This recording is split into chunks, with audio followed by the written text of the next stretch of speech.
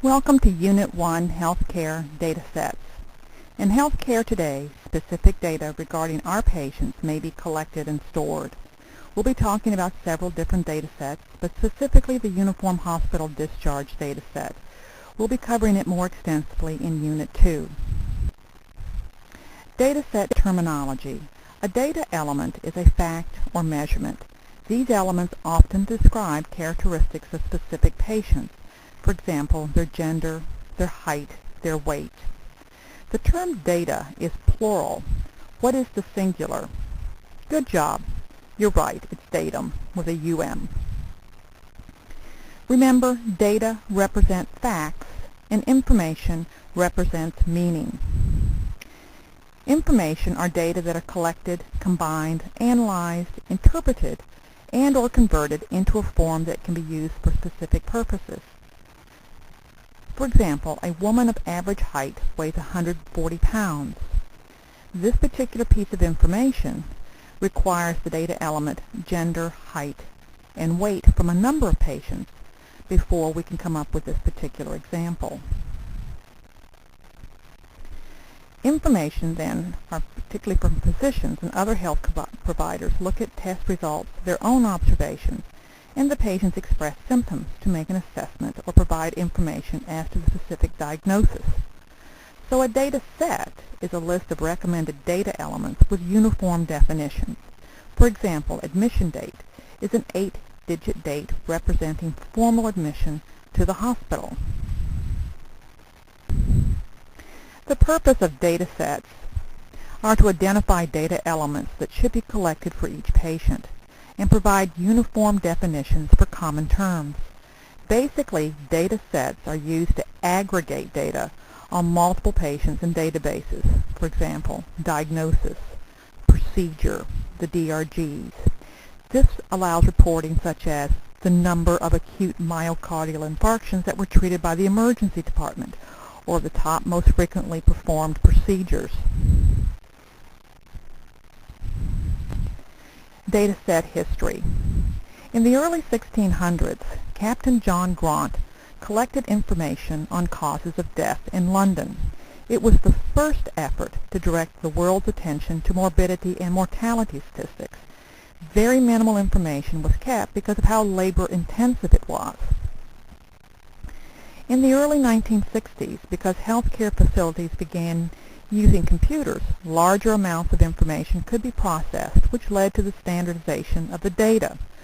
Some of the modern efforts were, of course, the hospital discharge data set, which we'll be looking at in Unit 2, and particularly birth and death data sets. Birth certificates and death certificates have recommended data elements to be collected. The goal of standardization was to be able to make comparisons within and between organizations, but everyone must be submitting the same data. In other words, there had to be agreement regarding the element definition. For example, the medical record number, the principal diagnosis, had to mean the same thing among facilities. Remember that data sets do not limit what a facility may collect. The Joint Commission states that the hospital have a complete and accurate medical record for every patient assessed or treated. This standard is measured by element of performance 6.10, number 6. The medical record contains sufficient information to identify the patient, support the diagnosis or condition, justify the care, treatment, and service, document the course and results of care, treatment, and service, and promote continuity of care among providers.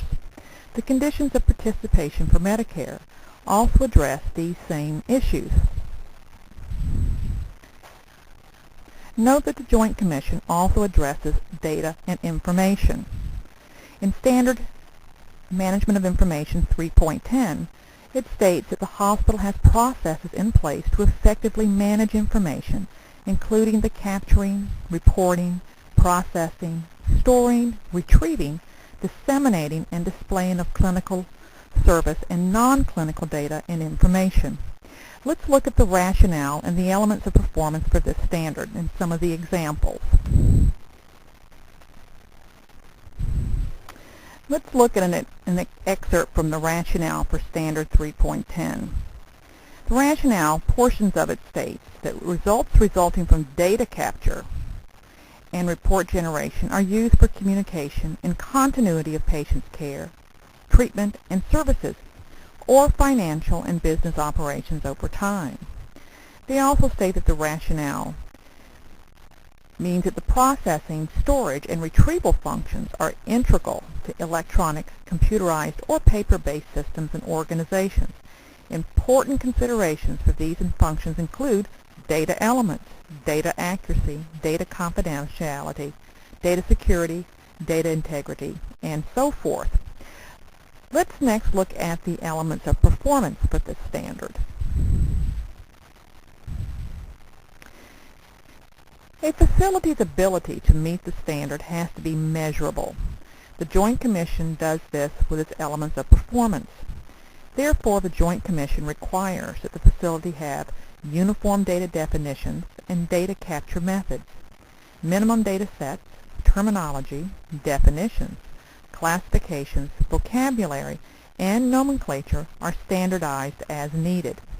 They recommend that industry standards are used whenever possible. Some examples of data sets, coding systems, etc.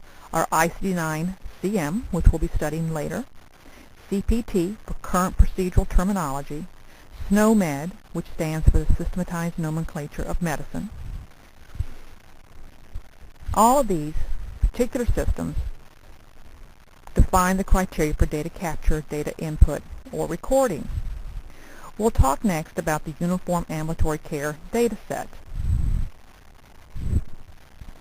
Ambulatory care is all care that is provided to medical and surgical patients who then return to their homes the same day that the care is provided. Like hospitals, ambulatory care organizations depend on the availability of accurate data and information. A standardized data set was needed to guide the content and structure of ambulatory health records and data collection systems in ambulatory care.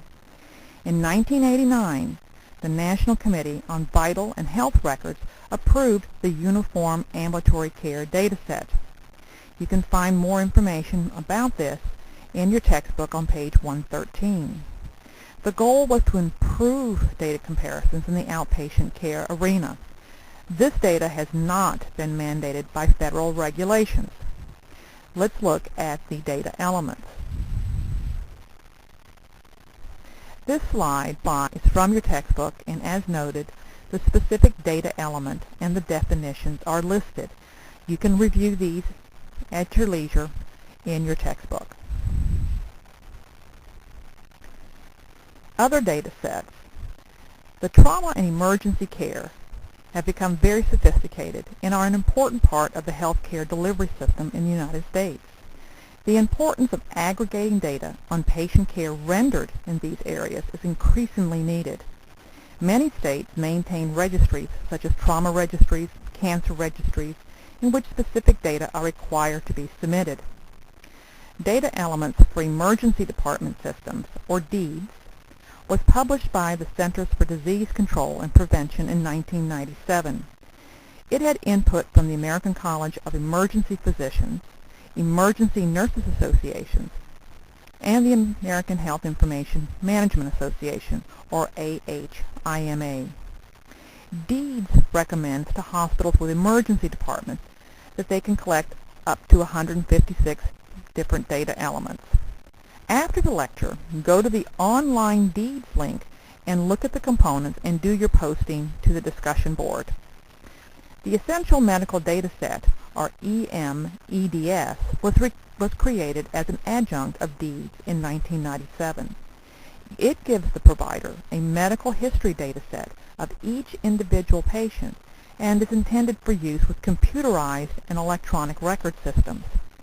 DEEDS is designed to collect information about a patient encounter, whereas the EMEDS is like an electronic record on a specific patient. This concludes the lecture on Unit 1.